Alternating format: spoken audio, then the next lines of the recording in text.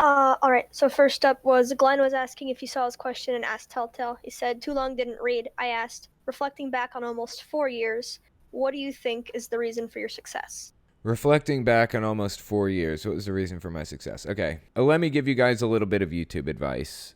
If you keep going, if you don't stop, you will succeed eventually. Time is the factor that separates the winners from the losers in a lot of ways on YouTube. And part of the reason for that is because as time goes on, as you put more energy and care into the channel, you come up with new ideas and new ways of doing things. For example, when I first started my channel, it was a debunk channel. So I found like a spirit science video and I would let the clip play and then I would cut the audio out of a clip and just play an audioless clip over me talking about it and debunking it. As time went on, I learned that the audience wanted a little bit more, and I started trying to play with it and figure it out. I got an iPad Pro and started drawing with it, and that was one of my first breakthroughs. Eventually, I added a blueprint background. That was another breakthrough. I added music to the background, another breakthrough. Then I changed my blueprint to a blackboard background. That was another breakthrough. There are like artistic breakthroughs that I've had throughout time, and I feel like I can attribute my success to a combination of just not stopping at any cost, just continue working and doing it no matter what, no matter how good or bad the channel is doing, just don't stop, and innovating as a result of that drive. And also, I can attribute it to the timing that I entered. A lot of the atheist YouTubers at the time were going off into a direction that like a lot of people just did not care about, like talking about politics and stuff a lot. A lot of people just didn't care and they missed the atheist content. The atheists didn't miss the atheist content. They felt like they'd already covered it a billion times, which I understand. But there are a lot of people out there who still need this stuff. Right now, it's 9:30 at night. There's some dude somewhere, some Jehovah's Witness, who's laying down in bed with his wife and just now realizing that he doesn't believe it. And he'll lose everybody if he says anything, and he doesn't know what to do.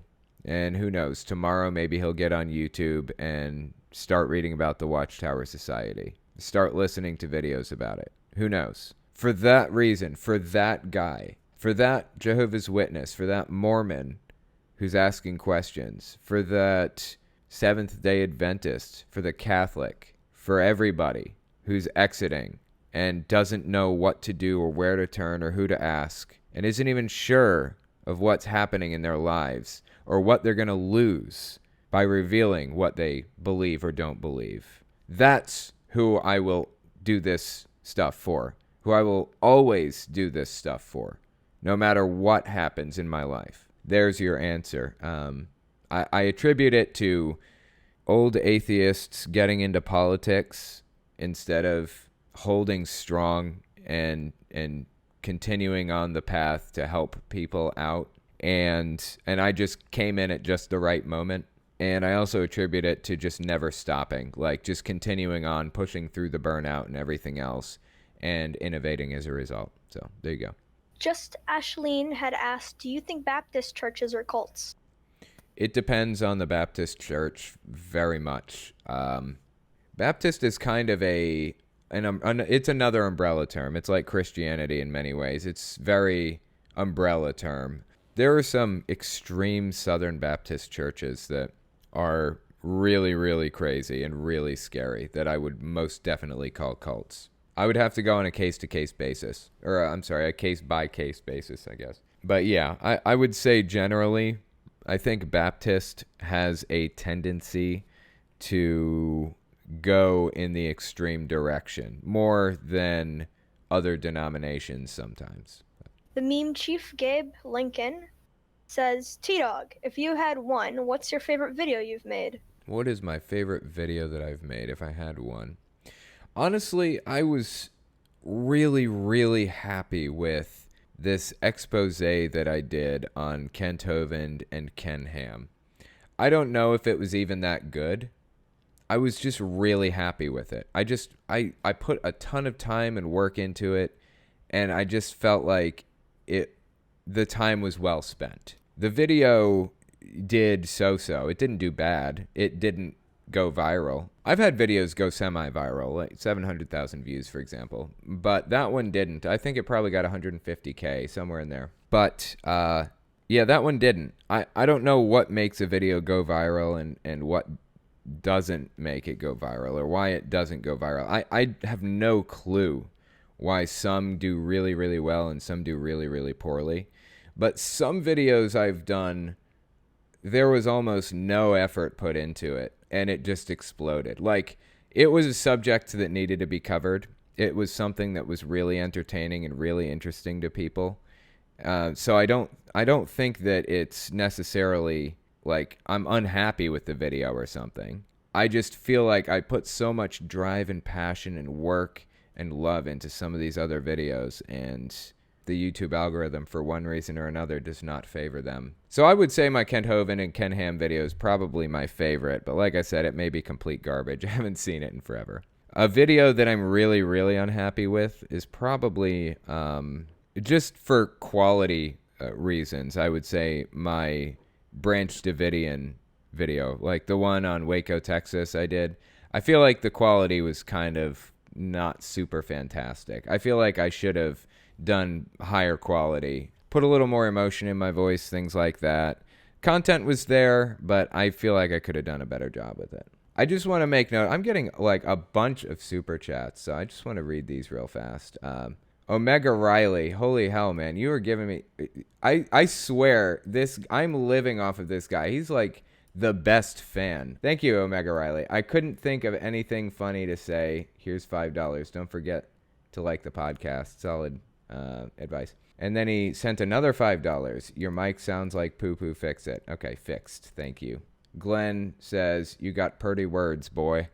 That's creepy, dude. Okay. I said that in a way that I would expect to hear, like, somebody up in the woods. Like, I get lost and I start hearing dueling banjos, and somebody comes up behind me and grabs my shoulder and whispers in my ear, you got pretty words, boy. That's what I would expect when I read those words. That's creepy. So thanks, Glenn. I appreciate that. Omega Riley again. When YouTube disappears, you should become a motivational speaker. That was a great monologue. Thank you. I appreciate that. Sometimes the stuff comes out, sometimes it doesn't, but that is how I feel. Sometimes I'm capable of expressing the way that I feel adequately, and other times I'm not. So I'm glad that you know, I communicated that adequately.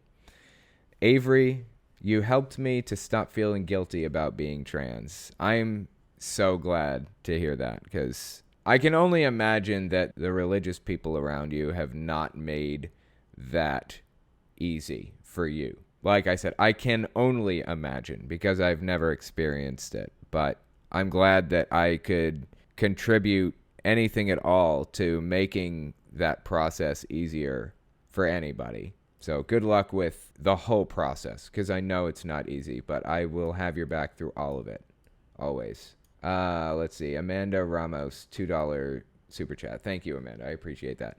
And Omega Riley, another $5. Man, and a heart. You know what? I'm going to send a heart back. There you go. A heart. Thank you, Omega Riley. That's fantastic. I got another super chat from Tyler Lunday. Thank you, Tyler. That is really fantastic. I'm so glad you guys are super chatting me. That's really great. Thank you so much. There is one more super chat that came through from Pond. Your videos have helped me transition to atheism and away from Orthodox Roman Catholic family.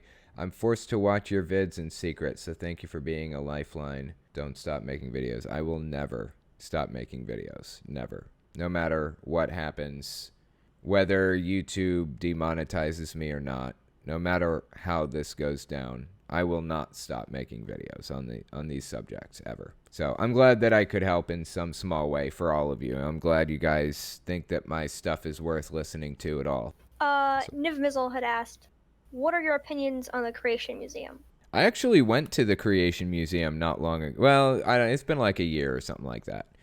It was really, really weird. And super disappointing that like they put so much money into such a ridiculous thing. Can it even be called a museum? I don't know. I don't think so.